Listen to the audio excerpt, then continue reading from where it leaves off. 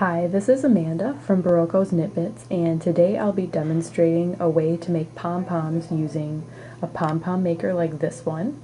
This one is from Clover and has these kind of folding arches on two sides which are attached with this little pin and they come apart.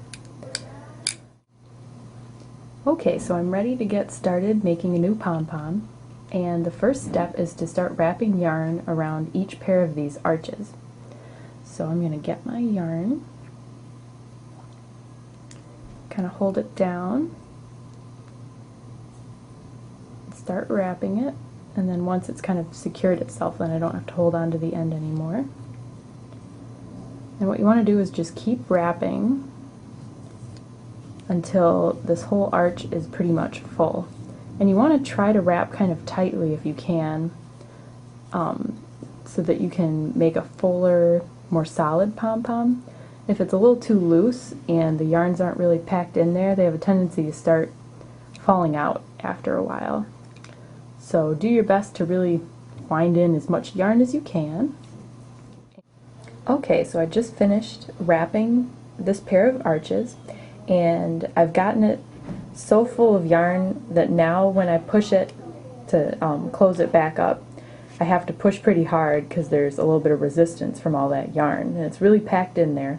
So that's how I know it's all full, and I can go ahead and cut my yarn there. So that half's done, and now I'm going to repeat the process on this half so that I have two halves that are both full of yarn. Okay, so I finished wrapping the second side. I'm going to push it in and cut it. And the next step now is to cut all of the wrapping. And you want to do it on, if you look at an empty pom-pom maker, there's this channel that kind of runs between the two arches, and you use your scissors to kind of cut along that channel on both sides.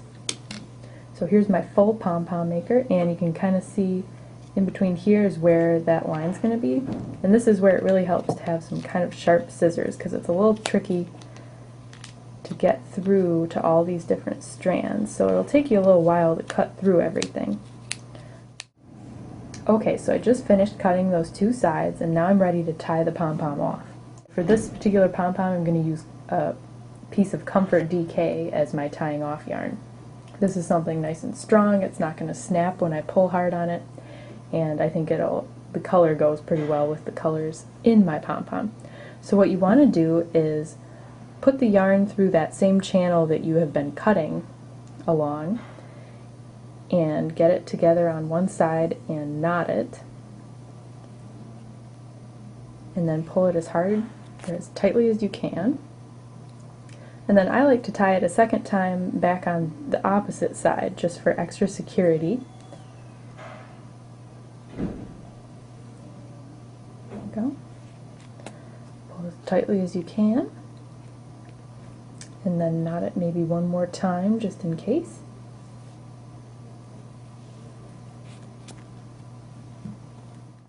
And what's nice about this one is that you can pop those little arms up again, the same ones that you were initially wrapped around. So kind of do it a little gently just so you don't do anything crazy to your pom-pom. Do the same on the other side. There we go. And then this is, in my opinion, the most fun part. So you just take these two sides off.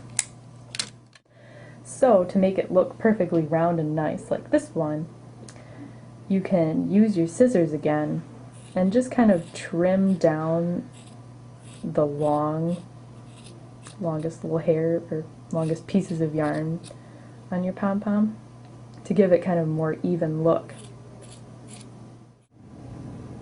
There we go, so there's my lovely pom-pom, and you can use the thread that you used to tie the pom-pom off to attach it to whatever you were planning to attach your pom-pom to, either parts of a scarf or top of a hat or maybe on a pillow or a blanket. And that's all there is to it. Thanks for watching. Bye.